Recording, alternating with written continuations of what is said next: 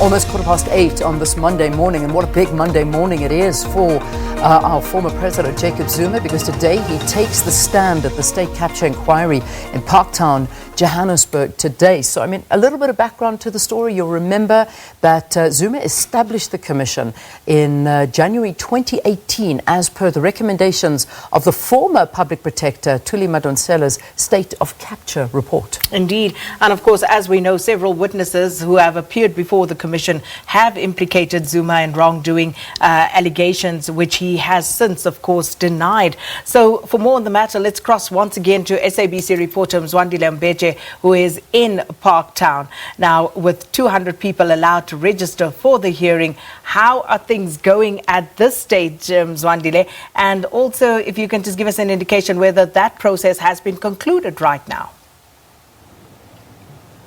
Oh, well, a very good morning to you, Sakina. The interest is quite high, as you have mentioned there, the 200 people that will be allowed. But of course, outside, as you can see, these are some of the members of the media. This is just a fraction of the members of the media that are here. Already others are inside the premises. And of course, as you would know, as the SABC, we are the host broadcaster, so our cameras are also stationed to where the actual action will be happening.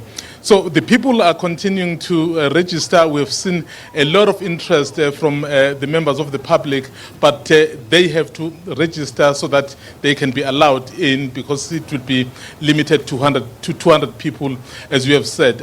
Some of the people that we have seen, Sakina, we've seen former Minister Des van Rooyen, we've seen Kalni House, the former spokesperson of the ANC. We've seen BLF leaders.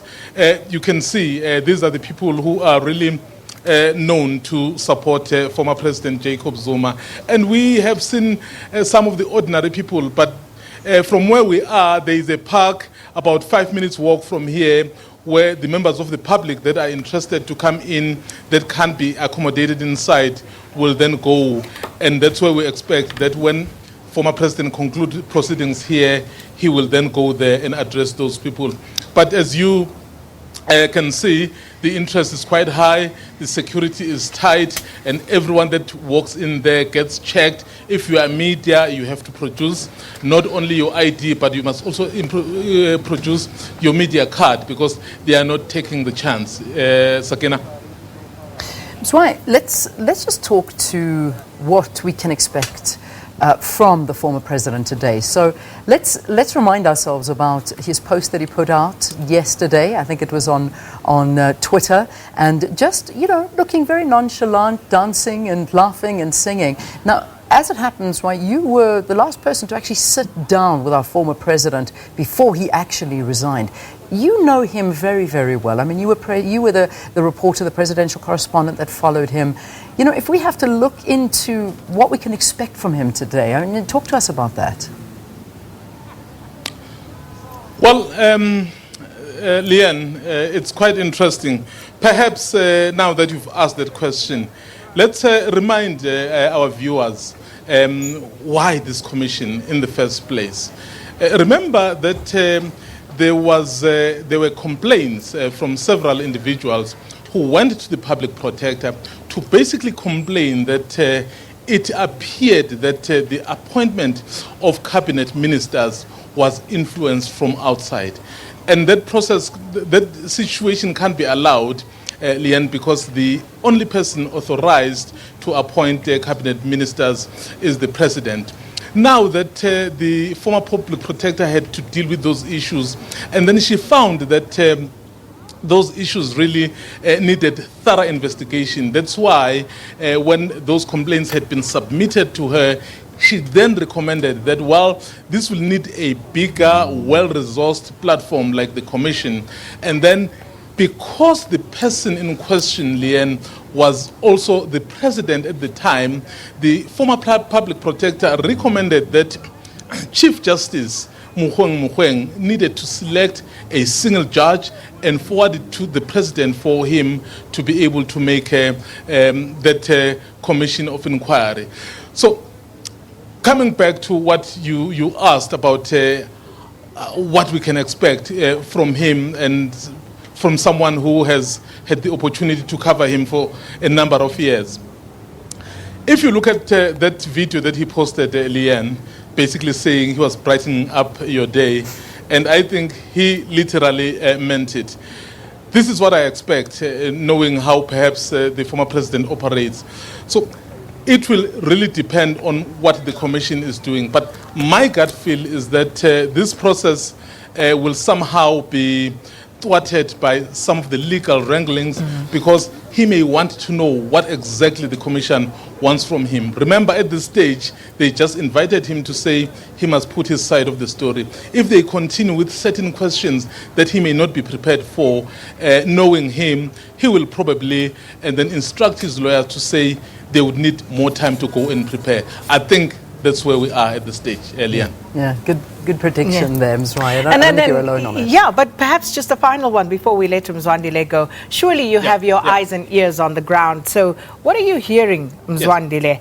Are we likely to get anywhere beyond Zuma's legal team addressing the commission today? We may get to hear a bit of him. But when the commission then continues with its work, because I think what they will do, Sakina, they will then listen and wait for the commission, what steps it's taking. I think their reaction will be based on what the commission is doing. If, for example, the commission says, well, there are this number of accusations, perhaps Themba Maseko's accusations, Fikimento or Barbara Hogan, to say, are you able to respond to these ones? I think those ones perhaps could be easier for him.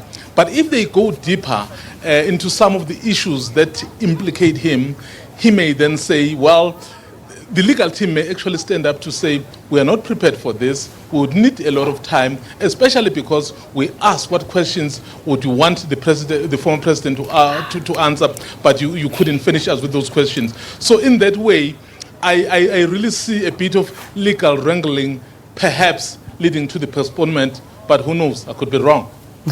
So for those that have cleared their week and have decided to take leave to watch this, they might have to retract their leave. It might not get ahead. Hey? It might not get too far. And thanks so much to Mzwandile Mbeje for giving us that background, because I think it's very important. And as he says, it's likely to be a game of chess today. Yeah. And the question that Mzwandile raises there about the questions being asked for by Zuma's legal team that were not furnished by the commission, that you can expect to come into play in a big way. Absolutely. Well, let's get your views, because this was the question of the day this morning. Mzwandile, thanks very much. We'll check in with Mzwandile throughout the day, if not again during the program. So this is what we were asking you. What do you think will come out of the testimony of former President Jacob Zuma at the Zondo Commission? At Morning Live SABC, these are your views.